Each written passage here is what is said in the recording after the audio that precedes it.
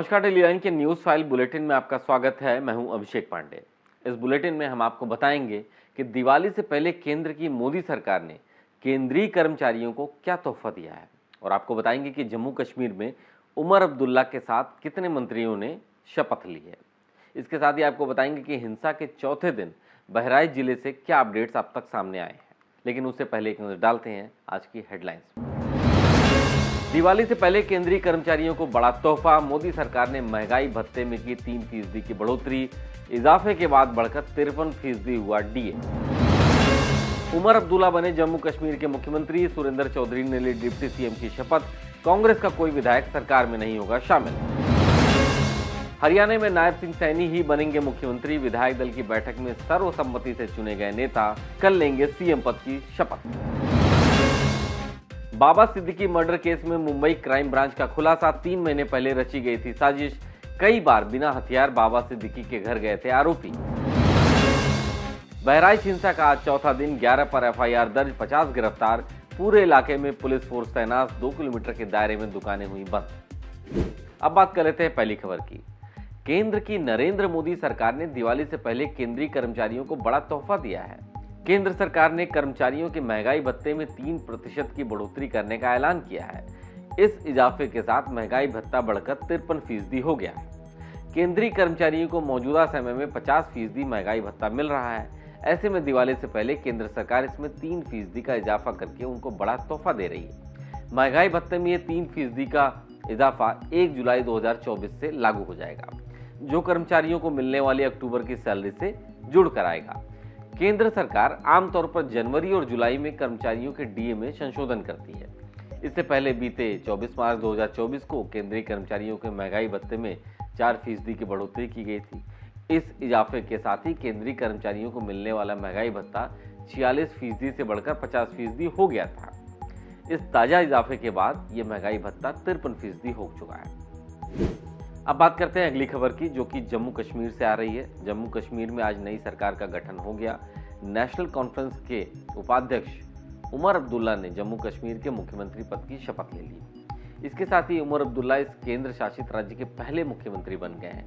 उन्होंने दूसरी बार मुख्यमंत्री पद की शपथ ली है। राज्यपाल मनोज सिन्हा ने उमर अब्दुल्ला के साथ डिप्टी सीएम सुरेंद्र चौधरी, मंत्री सकीना इट्टू, जावेद राणा, जावेद डार, सतीश शर्मा को भी मंत्री पद की शपथ दिलाई है। शपथ ग्रहण समारोह श्रीनगर के शेर-ए-कश्मीर इंटरनेशनल कॉन्फ्रेंस सेंटर में आयोजित हुआ। वहीं इस शपथ ग्रहण समारोह में इंडिया गठबंधन के कई बड़े नेता दिखाई दिए। राहुल गांधी, प्रियंका गांधी, अखिलेश यादव, संजय सिंह, सुप्रिया सुले समेत 6 पार्टियों के नेता समारोह में शामिल हुए। जम्मू कश्मीर में नेशनल कॉन्फ्रेंस के साथ चुनाव लड़ने वाली कांग्रेस ने सरकार में शामिल नहीं होने का फैसला किया है। कांग्रेस का कोई भी विधायक मंत्रिमंडल में शामिल नहीं होगा। हालांकि कांग्रेस उमर सरकार को समर्थन करती रहेगी।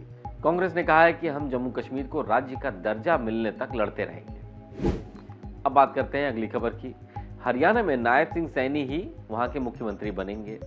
बुधवार को पंचकूला में हुई बीजेपी विधायक दल की मीटिंग में उन्हें विधायक दल का नेता चुन लिया गया है। बैठक में विधायक कृष्णा बेदी ने नायब सिंह सैनी के नाम का प्रस्ताव रखा, जिसका अनिल विज और आरती राव ने समर्थन किया। फिर सभी विधायकों ने नायब सैनी के नाम पर सहमति दे दी। इसके बाद गृह मंत्री अमित शाह ने नायब सैनी को सर्वसम्मति से विधायक दल का नेता चुने जाने का ऐलान किया। अमित शाह ने कहा कि हरियाणा की स्थापना से लेकर अब तक कोई भी मुख्यमंत्री लगातार तीसरी बार कामयाब नहीं हुआ है। नायब सैनी के नेतृत्व में बीजेपी ने तीसरी बार चुनाव में जीत दर्ज की है। शाह के साथ मध्य प्रदेश के मुख्यमंत्री मोहन यादव भी ऑब्जर्वर के तौर पर मौजूद रहे। इसके बाद नायब सैनी ने अमित शाह के साथ राजभवन जाकर गवर्नर बंडारू दत्तात्रेय के सामने सरकार बनाने का दावा पेश किया। इस दौरान 3 निर्दलीय विधायकों ने भी बीजेपी को अपना समर्थन पत्र सौंपा है। और कल 17 अक्टूबर को 11 बजे पंचकुला के शालीमार ग्राउंड में शपथ ग्रहण समारोह होगा। इसमें पीएम नरेंद्र मोदी समेत बीजेपी नेता और एनडीए शासित राज्यों के मुख्यमंत्री भी मौजूद रहेंगे। अब बात करते हैं अगली खबर की। बाबा सिद्दीकी के मर्डर केस में मुंबई क्राइम ब्रांच ने कई बड़े खुलासे किए हैं। बाबा सिद्दीकी की हत्या की साजिश 3 महीने पहले रची गई थी और इस दौरान आरोपी कई बार बिना हथियार के बाबा सिद्दीकी के घर भी गए थे।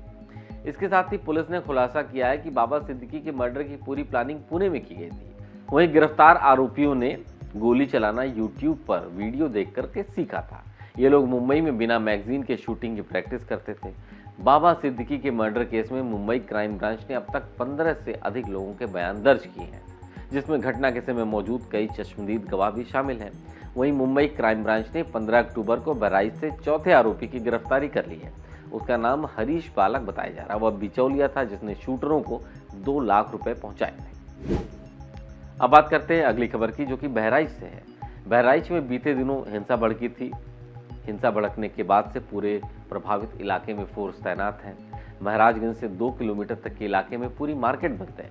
यहाँ दिन में भी सड़कों पर सन्नाटा छाया हुआ है। वहीं प्रशासन ने लोगों से दुकान खोलने की अपील की है, लेकिन डर के चलते अभी भी कोई घरों से बाहर नहीं निकल रहा है। इस जिले में गुरुवार तक इंटरनेट बंद रहेगा।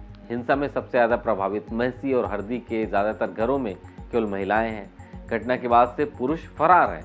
दूसरी तरफ हिंसा में अब तक 11 एफआईआर दर्ज की गई हैं। 50 लोगों को गिरफ्तार किया जा चुका है। एफआईआर में 1000 अज्ञात हैं। वहीं बहराइच हिंसा को लेकर राजनीति भी शुरू हो गई है। सपा नेता लाल बिहारी यादव ने कहा कि बहराइच में मारे गए राम गोपाल मिश्रा की गलती की वजह से ही हिंसा भड़की। यह बड़ी साजिश का हिस्सा लग रहा है। उन्होंने बीजेपी पर आरोप लगाते हुए कहा कि उपचुनाव की घोषणा के बाद भाजपा हिंदू मुस्लिम दंगे भड़काने की साजिश कर रही है। अब बात करते हैं अगली खबर की। इंडियन एयरलाइंस के 2 और फ्लाइट्स में बुधवार को बम की धमकी मिली, जिसके बाद इंडिगो की मुंबई दिल्ली फ्लाइट को टेक ऑफ के बाद वापस दिल्ली बुलाना पड़ा। वहीं आकाशा एयरलाइंस के दिल्ली बेंगलुरु फ्लाइट्स को भी अहमदाबाद डाइवर्ट किया गया। इसके साथ ही बीते 2 दिनों में कुल 9 विमानों में हॉक्स कॉल आ चुकी है। 15 अक्टूबर को 7 फ्लाइट्स में बम की धमकी मिली। इन फ्लाइट्स में एयर इंडिया एक्सप्रेस का दिल्ली से शिकागो जाने वाला विमान भी शामिल था। जांच में इन फ्लाइट्स में बम की खबरें झूठी पाई गई। आज मिली धमकियों पर दोनों ही एयरलाइन ने सिक्योरिटी अलर्ट के बाद लैंडिंग की बात कही थी। विमानों की जांच जारी है। एयरपोर्ट्स पर सिक्योरिटी बढ़ाई गई है। जयपुर से मंगलवार को अयोध्या के लिए उड़ान भरने वाली एयर इंडिया एक्सप्रेस फ्लाइट में भी एक ऐसी ही सूचना थी। अयोध्या पहुंचने पर फ्लाइट को 30 मिनट तक रनवे पर नहीं उतरने दिया गया। फ्लाइट के रनवे पर उतरने पर सीआईएसएफ ने 2.5 घंटे तक विमान की जांच की, लेकिन कोई बम नहीं मिला। तो आज के daily line news file bulletin में इतना ही। देश दुनिया के तमाम खबरों को पाने के लिए आप देखते रहिए डेली लाइन।